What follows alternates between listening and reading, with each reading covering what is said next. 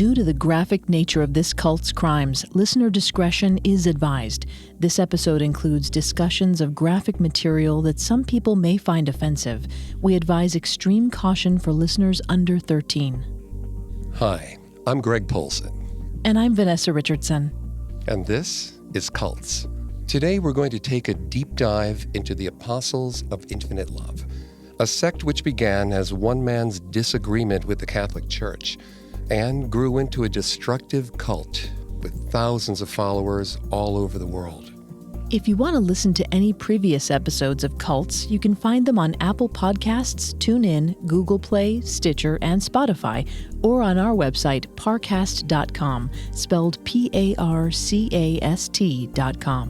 And don't forget to subscribe while you're there, because a new episode comes out every Tuesday. You can also find us on Facebook and Instagram at Parcast, and on Twitter at Parcast Network.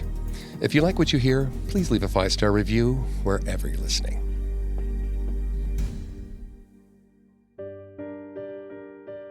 The Apostles of Infinite Love began in 1950 in France when the original leader, Michel Collin, proclaimed himself Pope. It then jumped to Quebec, Canada in 1961 when Collin met another discontented Catholic priest, Jean-Gaston Tremblay, and ordained him into his separatist sect. At their height in the mid-1970s, the Apostles claimed to have as many as 120,000 followers worldwide. Most practiced from individual house communities scattered throughout Europe and the Americas. But the largest group, of over 300 devoted apostles, lived in a cloistered commune in Saint-Jovite, Quebec, under Jean-Gaston Tremblay's personal ministry. In part 1 of our 2-part episode, we'll take a look at Michel Collin and Jean-Gaston Tremblay, the leaders of the Apostles. We'll cover their histories, their psyches, and how Tremblay took Collin's ideas and followers and turned them into a cloistered cult of devotees which still exists today. In part 2, we'll widen our scope to the entire group of the Apostles of Infinite Love. We'll learn about specific members of the cult and what drew them to the organization, as well as the cult's long history of child abuse allegations and conflict with the Quebec police. Michel Auguste Marie Collin was born in 1905 in Béchy, a village in the Lorraine region of France. Collin had 11 brothers and sisters. He grew up in an extremely Catholic household. From a young age, Collin experienced religious visions. At just 7 years old, he reported a conversation with Jesus in which Christ told him, quote, "You will become a priest, then a bishop, and finally Pope," end quote. His childhood was full of such religious experiences, and it was not long before Collin began to follow the path that Christ had set out for him in his first vision. By 1933, at the age of 28, Collin became an ordained priest in the Roman Catholic Church. He studied at the seminary in Metz and the Faculty of Theology in Lille, and appeared to have a bright future in the church. But then, in 1935, just 2 years after joining the priesthood, Collin experienced the first of a series of visions that would come to define his life. Collin claimed to have been visited again by Christ and his mother, the Virgin Mary, who consecrated him as a bishop and gave him a holy mission to revolutionize the church. The Catholic Church already had a long history of validating religious and mystic experiences, especially appearances of Saint Mary, known as Marian visions. Examples include the Our Lady of Guadalupe appearance, witnessed by Saint Juan Diego in 1531, and 3 visions experienced by Adele Bryce in Wisconsin, 1859. In fact, Collin's visions were related to a famous incident that took place nearly a century before in La Salette, France. That occurrence, during which the Virgin Mary appeared to 2 shepherd children and predicted the future corruption of the Catholic Church, was vetted by Pope Pius IX and deemed worthy of belief by all Catholics. The acceptance of the La Salette visions by the Roman Catholic Church opened the door to the possibility of a greater Catholic acceptance of Collin's visions. It was not unreasonable for him to expect that the Church would show the venerance for his religious experiences. Vanessa's going to take over on the psychology here and throughout the episode. Please note, Vanessa is not a licensed psychologist or psychiatrist, but she has done a lot of research for the show. While it is true that some auditory or visual apparitions might be attributed to mental illnesses like schizophrenia, it is more likely that Collin's long-standing religious background, not mental illness, contributed to these experiences. There are several theories on how and why certain healthy people experience hallucinations or visions, and what leads them to believe in them. William James, a turn-of-the-century American philosopher and psychologist, was considered the father of religious psychology. He hypothesized in his book, The Varieties of Religious Experience, that people's attitudes towards religion fall into two categories: the religion of healthy-mindedness and the sick soul. Basically, optimists and pessimists. Healthy-minded people believe that good will always triumph evil. They look at the world and see the good, the glass half full. For the sick soul, the world is full of corruption and evil. These religious pessimists feel that from the bottom of every fountain of pleasure, something bitter rises up. For sick souls, the world is inherently evil, and human nature poisonous. In these terms, Michel Collin was a pessimist, a sick soul.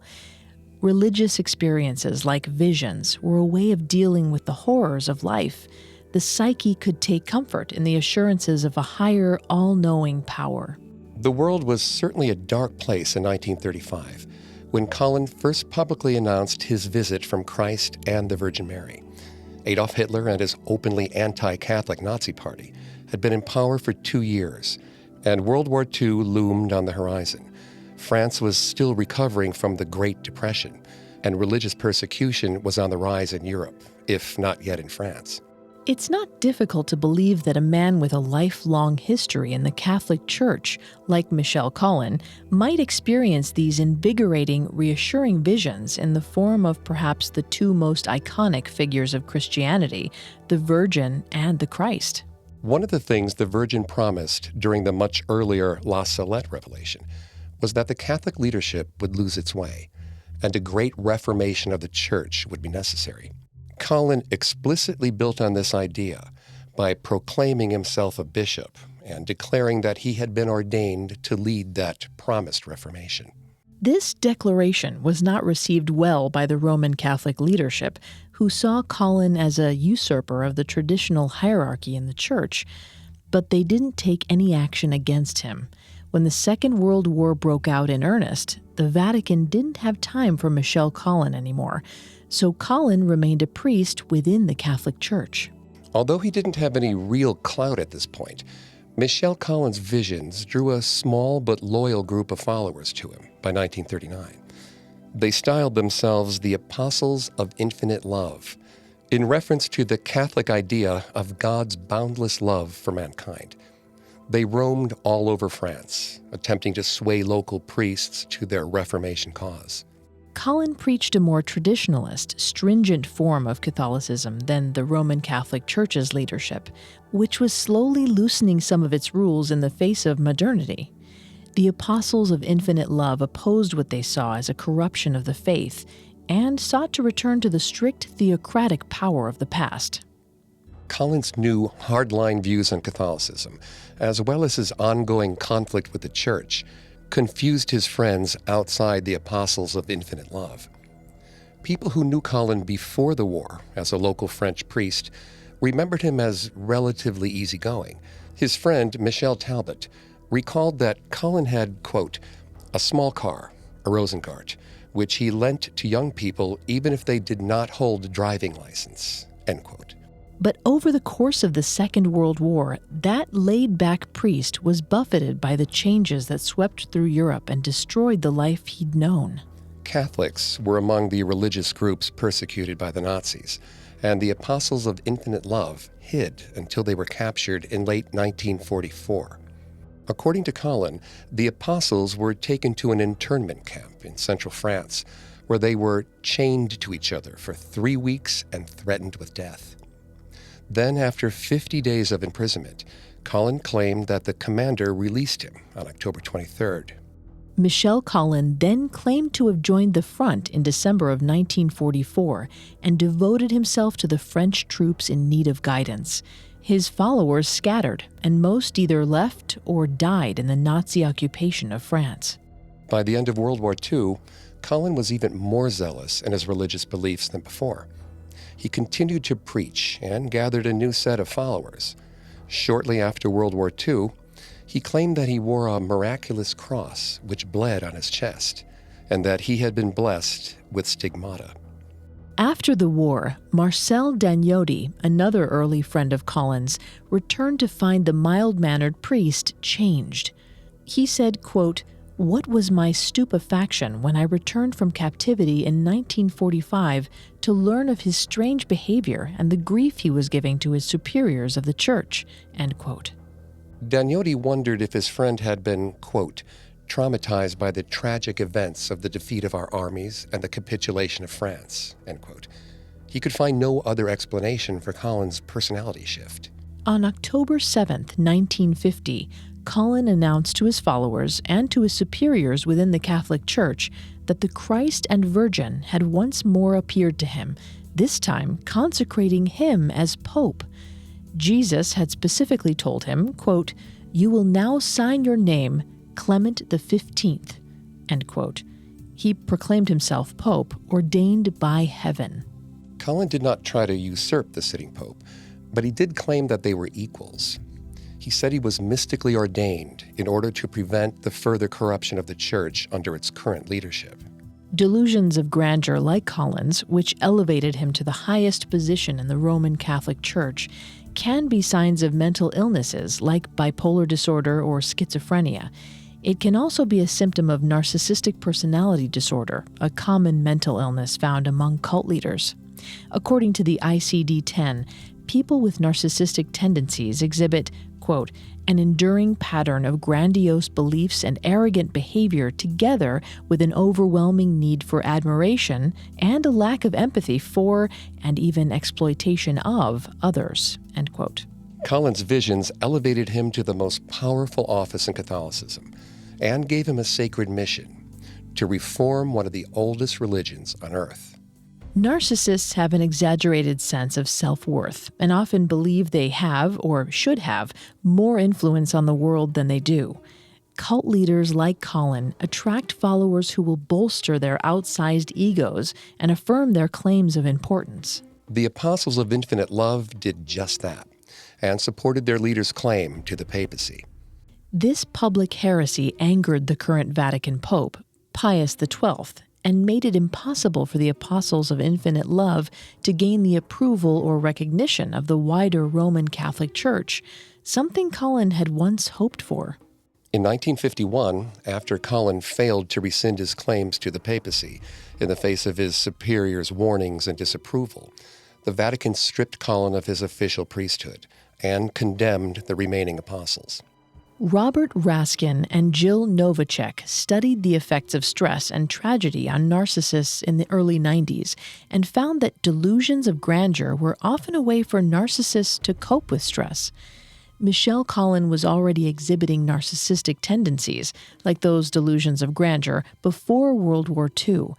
It's likely that the extreme anxiety of that period led him to redouble his delusions. Tensions between the Vatican and the self-styled Pope Clement XV worsened over the next decade, until Collin was officially excommunicated by the Roman Catholic Church in the early 1960s. Excommunication is the harshest punishment the Catholic Church can level upon one of their own. It strips a person of their membership to the Church. Pope Pius XII took an unusual step further and called for a vitandis excommunication, a rare ruling that compelled all Catholics to shun Collin in every aspect of their lives. The vitandis excommunication was an extreme punishment, only handed down to those the Church deemed extremely heretical and dangerous. It was religious isolation. The vitandis was considered so severe that the Vatican did away with the practice in the 1980s. But it was allowed in 1961, and the Roman Catholic Church was tired of simply ignoring Collin's claims to the papacy. They decided to lay down the law. Unfortunately for the Vatican, Michel Collin wouldn't be dismissed so easily. He was ready to come back swinging and create a thorn in the church's side that would endure for decades. We'll return to our story in just a moment from the Parcast Network. And now let's continue our story. Pope Pius XII handed down the harshest punishment available to the Catholic Church, a vitandus excommunication to the heretical anti-pope Michel Collin in 1961. At this point, Collin struggled to attract new members to his community. Most Catholics weren't interested in the thoughts and teachings of a man the Pope deemed dangerously heretic. By the early 1960s, the Apostles of Infinite Love consisted of little more than a handful of elderly priests, and so they might have been disbanded, if not for the intervention of a French-Canadian priest. Jean-Gaston Tremblay was born to a poor Quebecois family in 1928 when Michel Collin was already 23 years old. His early life was steeped both in religion and in tragedy. The Tremblay family was very pious, and the Tremblay children grew up in the shadows of the cloisters. Their parents sent the children to study full-time with the church, as young as 8 years old. Tremblay's father, a lumberjack, died while Tremblay was still young. In response, his mother retreated to a convent and became a nun. Perhaps this is what prompted Tremblay to join the monastic order, the Brothers of St. John, in 1944, at just 16. It should be noted that this was also during the time of the Second World War. So much of Tremblay's young life had been colored by the horrors of that war. Over 1 million Canadian men were sent overseas to fight Germany, and tales from the front were covered constantly in newspapers. The monastic order Tremblay joined was the Brothers of St. John, known as the Hospitallers. They ran both hospitals and hospices, and Tremblay worked for a number of years in their facilities, dealing with end-of-life care for hospice patients.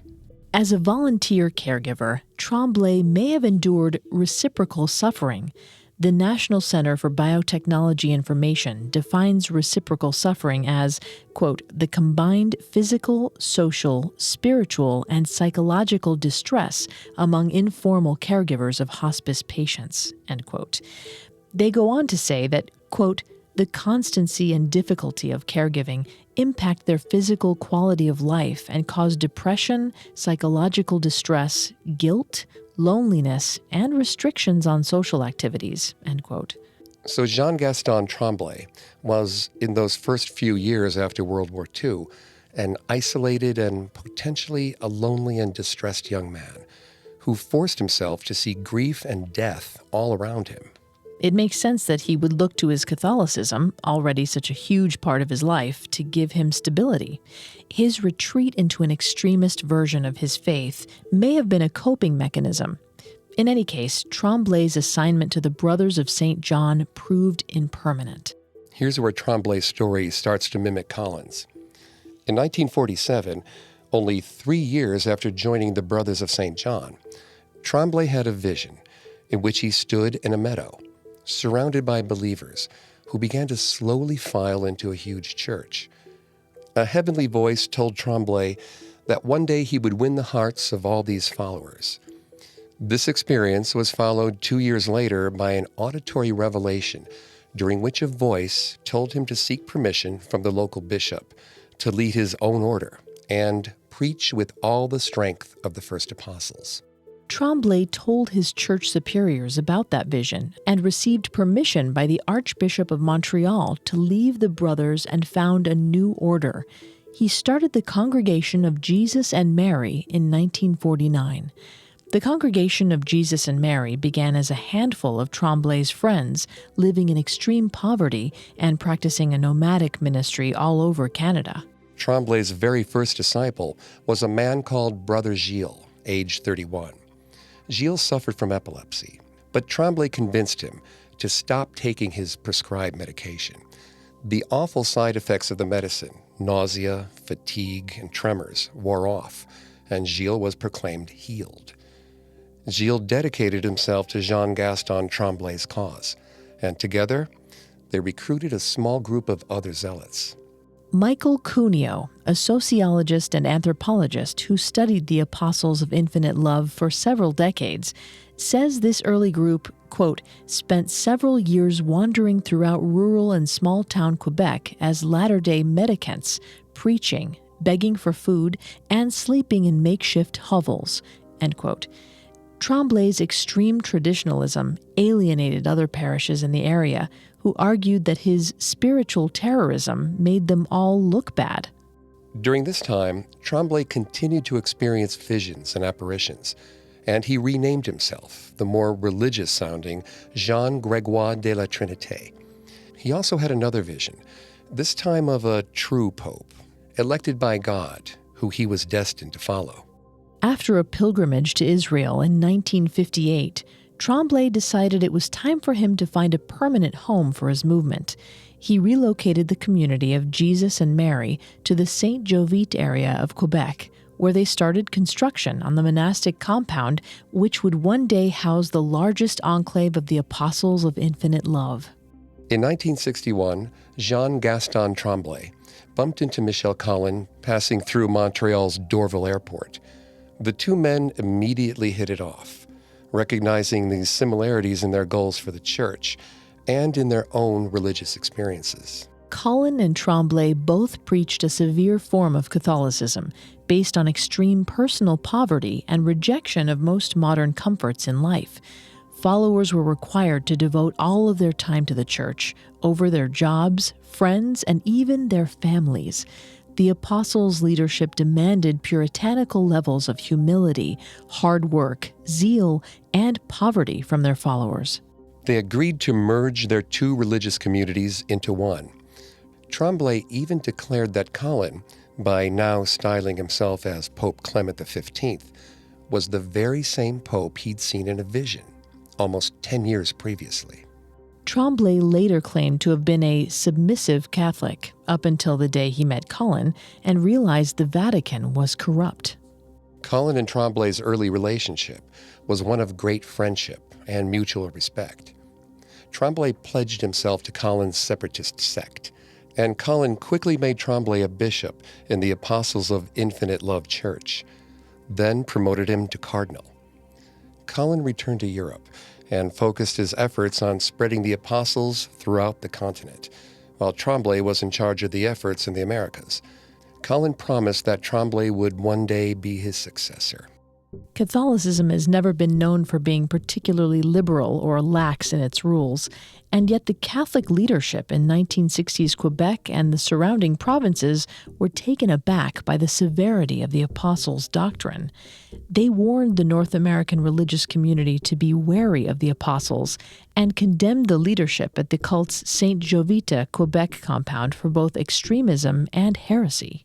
Michel Collin, who wrote a book on the apostles in the mid-90s, reports that in 1962, just 1 year after Collin and Tremblay met, the bishop of the Saint Jovite diocese publicly denounced the Apostles of Infinite Love as a sacrilegious group and warned that any Catholics associating with them would be subject to automatic excommunication. Despite the Roman Catholic Church's condemnation, the Apostles of Infinite Love appealed to many Catholics upset by the more liberal Vatican Pope. The Second Ecumenical Council of the Vatican convened in 1962, the same year that the Bishop of Saint Jovite condemned the apostles. The council's aim was to try and reconcile the Church with both non-Catholic Christians and with modern life. Pope John XXIII wanted to reinvigorate the Church, saying that, quote, "The Church is not a museum of antiques, but a living garden of life," end quote. Collin and Tremblay's shared opposition to these reforms helped the Apostles of Infinite Love spread across Europe and North America throughout the 1960s. In 1963, with Tremblay acting as his right hand, Michel Collin revoked his previous edict about coexisting with the Vatican's Pope. In retaliation for his excommunication, Michel Collin declared himself the one true Pope. He was no longer content to share power with the Vatican Pope and refused to acknowledge the Vatican's authority. He slandered Pope Paul VI declaring him a usurper and implying he believed Pope Paul VI could be the Antichrist. Meanwhile, Tremblay's followers completed the St. Jovita compound. Brother John and his followers actively recruited outsiders by going door to door and speaking to church groups who might be interested in their fundamentalist ways. The Apostles' catechisms and Tremblay's personal comments on the decline of humanity in modern times were published and circulated by the compound's own publishing house, the Editions Magnificat. Tremblay's teachings were ultra-conservative in many ways, forbidding the use of alcohol and tobacco and condemning both dancing and sports.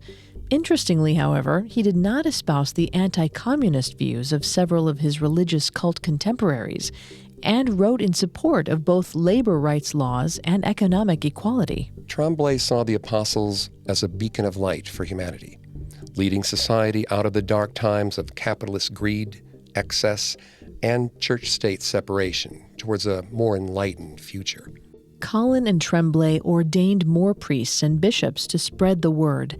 In a break from tradition, women as well as men were allowed to be priests, and the vow of celibacy for clergy was abolished. Relaxing restraints on clergy might have seemed hypocritical in the face of the apostles' criticism of the Vatican's reform measures, but it was necessary to maintain the expansive growth of the cult. But it was still much harder for women to be ordained by the apostles of infinite love than it was for men. Women were only allowed to preach at all female masses and were required to be nuns before they could be ordained. These restrictions did not apply to male clergy.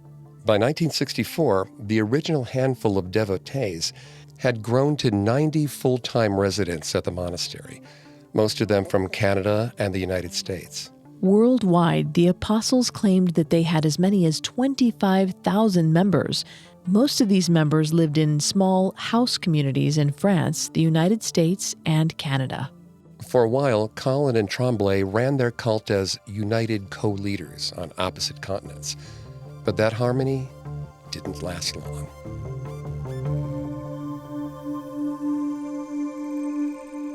Our story will continue in a moment after the break. And now, back to cults.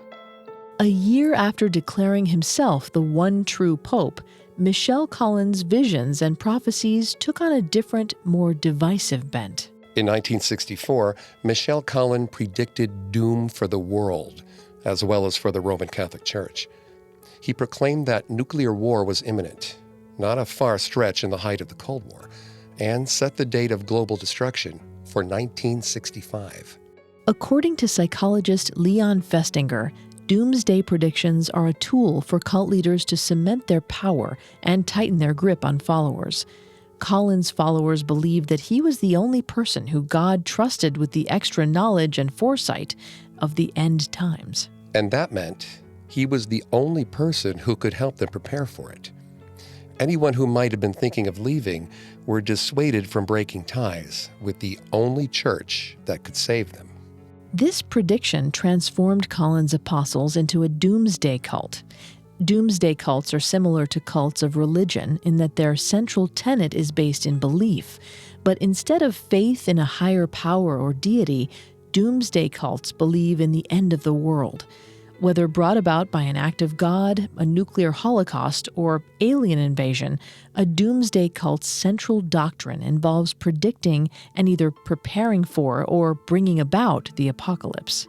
When the world failed to end in 1965, Collin's visions told him Armageddon would occur in 1969. It seems counterintuitive, but more often than not, failed predictions do nothing to dissuade doomsday cultists. In fact, the fastest expansion of the apostles' almost 70-year history took place during the mid-1960s, the same period of time when Collin was making these prophecies. As Leon Festinger observed in his seminal study of doomsday cults, When Prophecy Fails, he said, quote, "Suppose an individual believes something with his whole heart. Suppose further that he has a commitment to this belief and he has taken irrevocable actions because of it.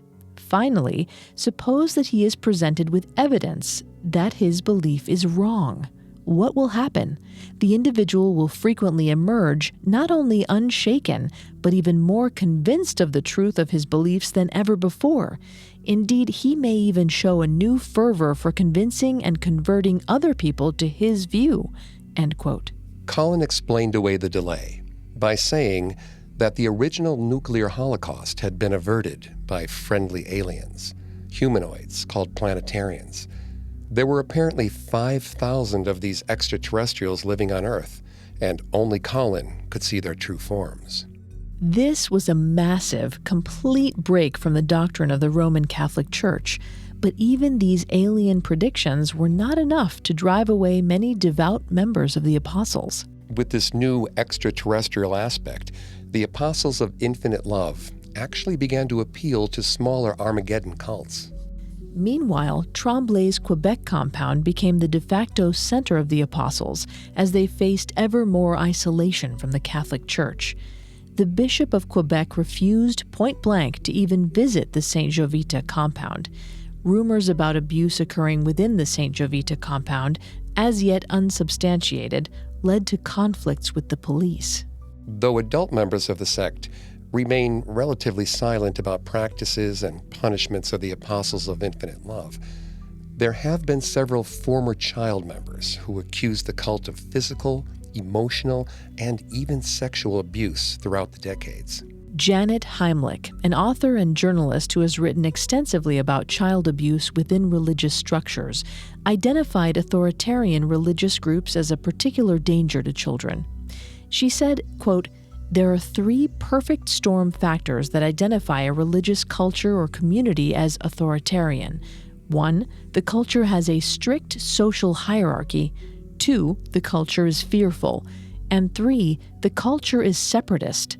The more intense these 3 factors are, the more authoritarian the culture is, the more likely children will be harmed." End quote.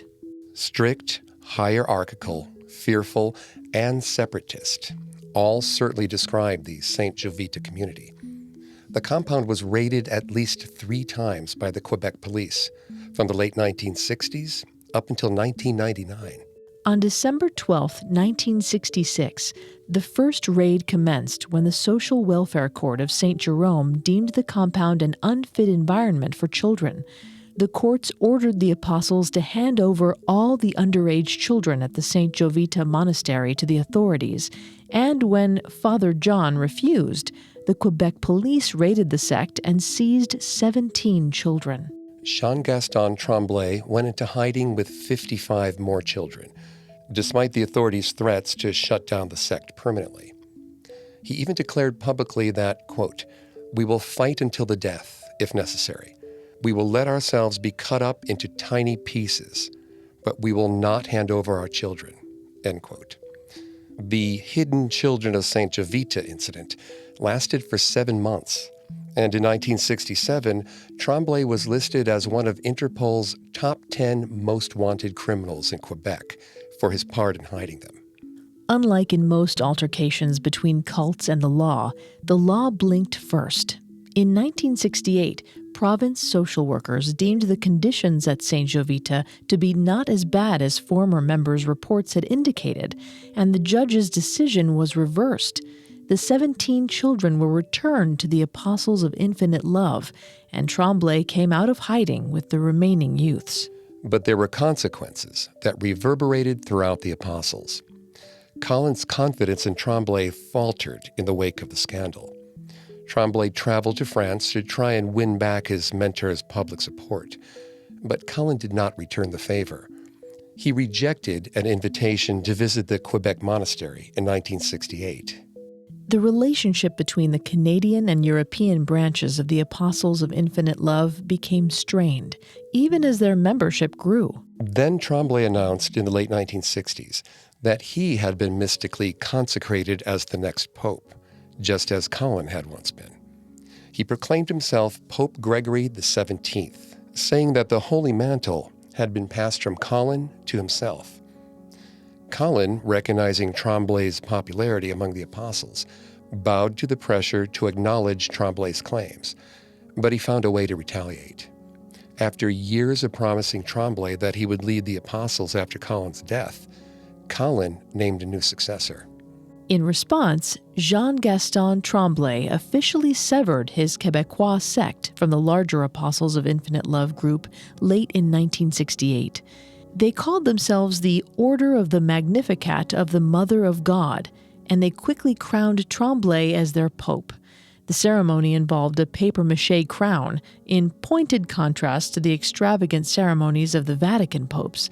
This heresy earned Tremblay an excommunication from the Vatican.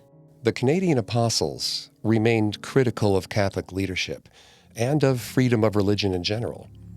They hoped to revert back to a theocratic society, beginning with the St. Jovita compound and ending with the world.